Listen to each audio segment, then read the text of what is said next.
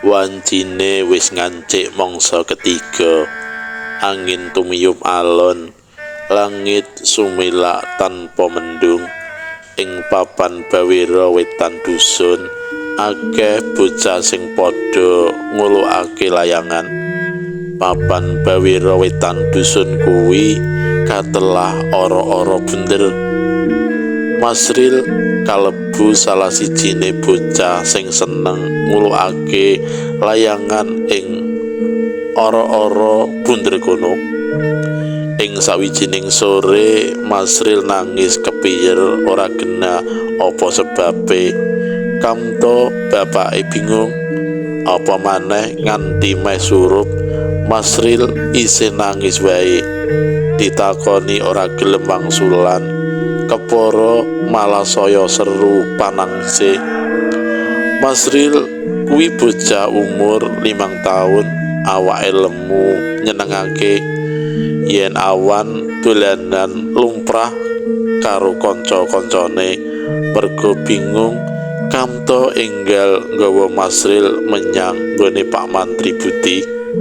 Tekan omahe Pak Mantri, Masril rada mendha anggone nangis awit diwenehi manggis dening Bulastri garwane Pak Mantri Budi. "Pripun anak kula? Kenging napa Pak Mantri?" pitakone Kamto sakwise Masril dipriksa. "Mboten napa-napa, niki namung kekesel mawon, mulane rewel lan awake rada mriyang. Niki kula sukani vitamin kali obat penenang, mangke jenengan inumaken nggih, rak terus tilem bocahe," ujare Pak Mantri Budi. "Mangke yen boten wonten ewah-ewahan utawi malah tambah sakit, jenengan tindak mriki malih nggih." "Nggih, matur nuwun Pak Mantri." Sawise ngijoli tukon obat lan vitamin, Kamto njur bali karo gendong Masril. Tekan ngomah, Masril isih ayem wae mangan manggis paringane Bulastri. Sawise kuwi uga manut wae diombeni obat. Ora nganti seprapat jam, Masril wis nglipus turu kepati. Kamto dadi ayem pikirane. Wusanane Kamto uga keturon ing kursi dawa cedhak papane Masril turu. Udakara jam 10 bengi, Kamto kaget awit krungu Masril bengok-bengok sakanyange lan banjur nangis maneh. Masril nyekel perangan titite. Aduh, tititku lara. Bapak," pisambate Masril ngawara. "Ngendi sing lara, Le?" pitakone Kamto kupuh. Masril enggal melorotake celanane. Kamto lan Atun bojone kaget banget. Kepiye ora kaget, titite Masril abuh bededeg mangar-mangar kaya arep pecah. "Wis, enggal digawa menyang gone Pak Mantri wae, Pak," Atun kondo karo gugup. Kamto enggal-enggal gendong Masril menyang omahe Pak Mantri Budi maneh. Tekan omahe Pak Mantri, enggal wae Masril dipriksa. Nanging Pak Mantri Budi katon gedeg-gedeg awit ora nemokake sebab geniya titite Masril kok abuh. Pak Mantri Budi judeg.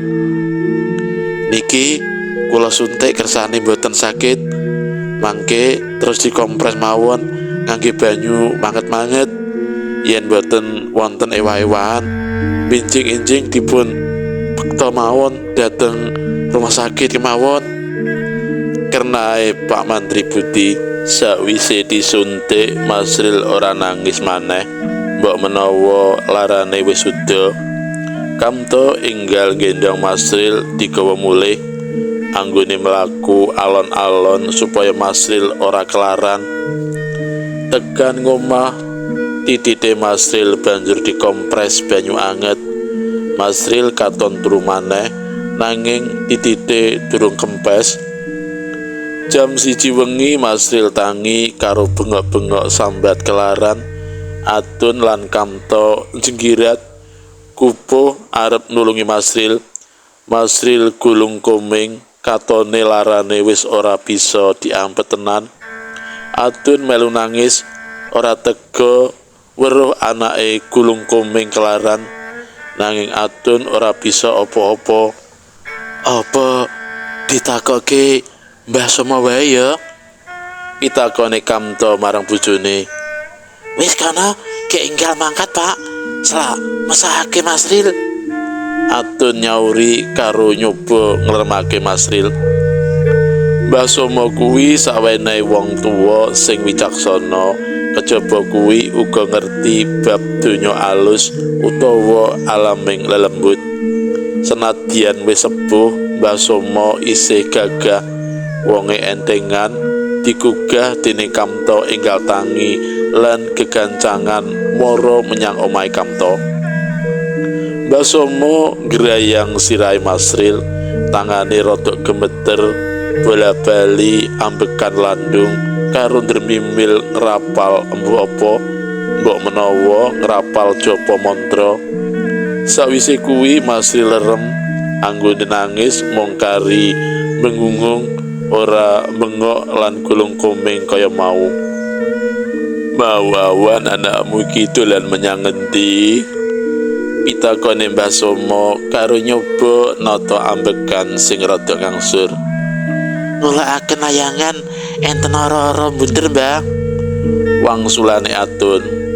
"Oh, mangkono. Saiki uga kowe golek sarana lan enggal menyang ora-ora bunder. Kandha marang sing nunggu ora-ora bunder yen anakmu ora jarak anggone tumindak kang tundone gawe nesune lelembut sing ana kono." "Kula kedah kados pundi, Mbah?" pitakone Kamto. Sawise ditrentrehake dening Mbah Soma apa wae sranane, Kamto enggal golek srana kuwi mau banjur mlaku ngener ora-ora bunder. Mbah Soma kandha kalamun mengko bakal ana sasmita, mulane batin kudu wening tenan amrih bisa nampa sasmita kuwi mau. Awit tekane sasmita kadangkala lembut prasasat ora bisa dirasa, nanging uga ana sasmita sing agal lan kanthi gampang ditampa dening nalar sing adhedhasar panca indra. Ora-ora bunder kuwi sawijining lemah amba sing ana satengahe pategalan, papane ing sisih wetane Desa Karanglor, Kecamatan Manyaran, Kabupaten Wonogiri. Miturut critane para sesepuh, rumuhun papan kono nate dinggo ngubur wong londo, uga nate kanggo ngubur jaran sing jarine dudu jaran sabaine. Kuwi amung crita turun-temurun sing diceritakake kanthi lisan durung genah bendere.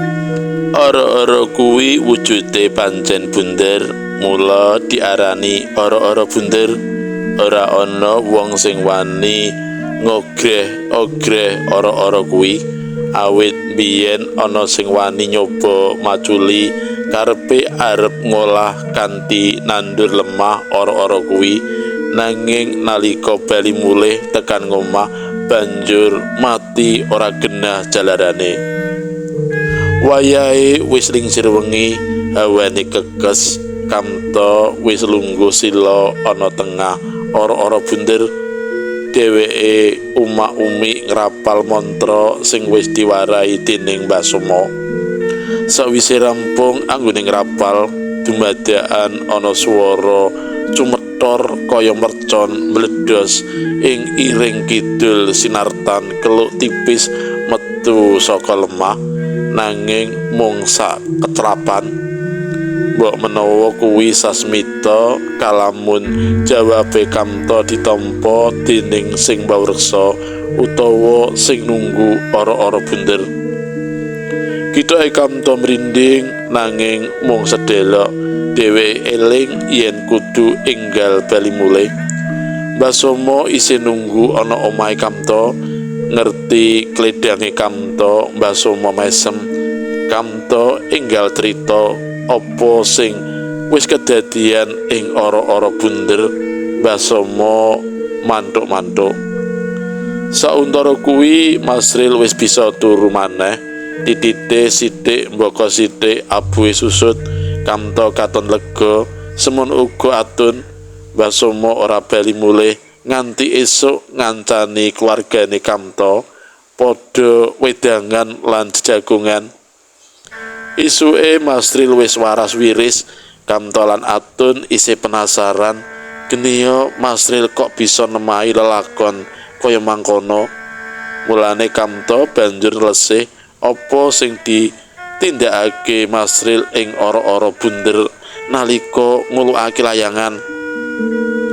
Kowe wingi ngopo wae ana ing ora-ora bunder, Le? Nggih, mong ngulukake layangan, Pak. Wangsulane Masril cekak. Gur ngulukake layangan tok, ora ngopo-ngopo liyane. Kamto durung marem karo wangsulane Masril.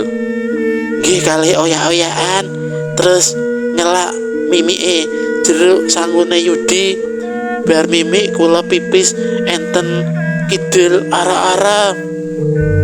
Kamto dadi bisa ngudurasa, mbok menawa kanthi ora sengaja utawa ora dijarak dening Masril sing mbawreksa kena uyuhe Masril. Mula banjur ora trima.